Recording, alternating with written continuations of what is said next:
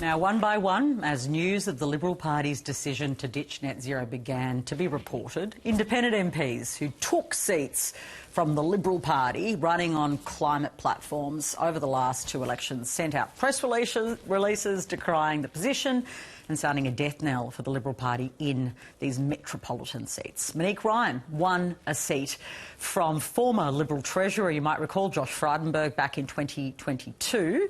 And then she narrowly won the last time as well. She joins me now. Welcome.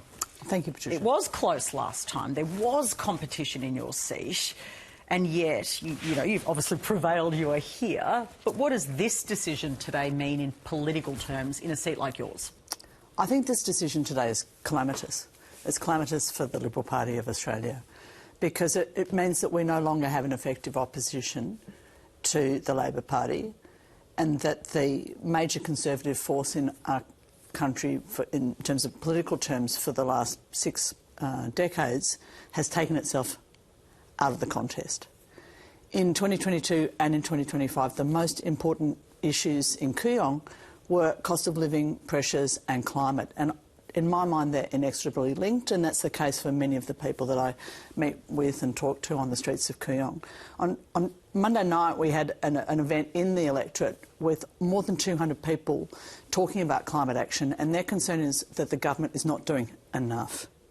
So for the Liberal Party to walk away from what is one of the most important areas of policy in this country in the way that they have, I think means that they've consigned themselves to electoral oblivion. Electoral oblivion? Yeah, effectively. They hold 9 of 88 urban seats now. And in the urban seats, climate change is recognised by people, by discerning voters, as Giselle Kacterian said yesterday, as one of the most important challenges for us. It's also a great economic opportunity for us. And the Liberal Party have walked away from that without any stated policy at all as to how we will address the climate crisis and the energy transition in the next decade. On the question of seats like yours, because of course that was asked, it's a very obvious question to Susan Lee, and I asked Dan Tehan as well, their argument is that there are lots of concerns in your seat about cost of living, about energy bills.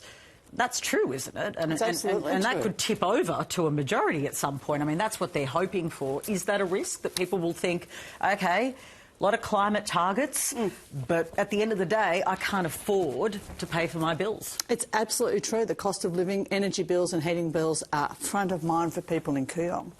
But the reality is that if we want to bring down prices, the cheapest way to do that, International Energy Australia said that yesterday, the best way to bring down household prices is by transitioning to renewables. So what the Liberals are saying today, they don't have a policy as such, but it would appear that they're committing to keeping coal-fired plants open for as long as possible. But we know they're all gone by 2038. After that, where does our power come from? There's nothing else. The only thing is gas, and that is the most expensive entrant to our electricity price mix. They're looking at this next-generation coal-fired power station. That's what they're looking at as well. Right? Well, I mean, yeah, I mean it's ludicrous. That's on their agenda. It is ludicrous. They say that they are going to allow in 20 or 30 years' time. Where is our electricity going to come from in 2039? When all the gas plants, the current coal plants have closed? There is no plan. There is no credibility or coherence to this lack of policy that they've announced today. How about international investment? We now have, I mean, it's a really critical moment because we have the two major parties of government with very different policies on net zero by 2050.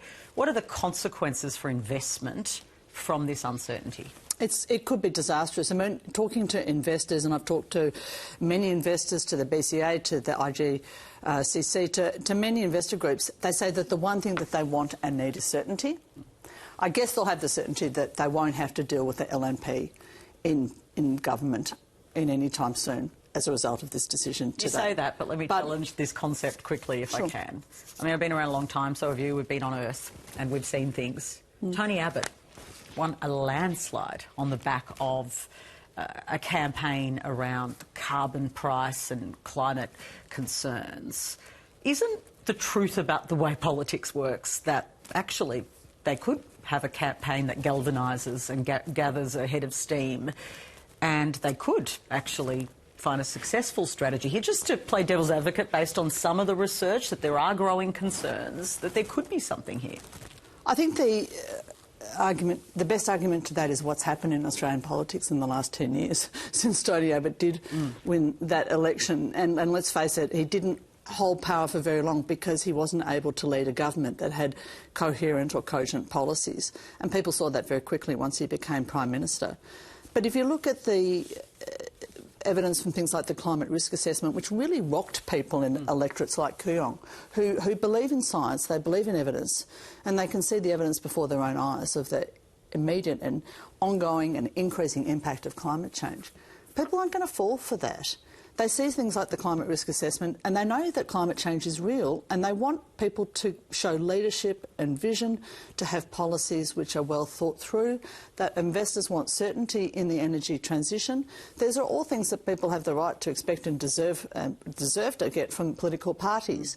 And neither the Liberal Party nor the Nats have any of those things. So I don't think that 2025 Australia is the same as 2015 Australia. Yeah, that's an interesting point. Just on one of their commitments, which involves not pulling out of Paris, is that to be lauded? It's kind of extraordinary because under the Paris Agreement, and it's the 10-year anniversary of that at the moment, and we are trying to get COP31 at this time, and at the same time as the 10-year agreement, we have to come out with a nationally declared contribution. We have to come out with our plans and our policies every 5 years, and they have to demonstrate action and progress. And so we have to demonstrate that our emissions targets are getting more stringent over time. And yet the coalition has just said that it doesn't intend to do that, and in fact that it's ditching any demonstrable commitment to climate action.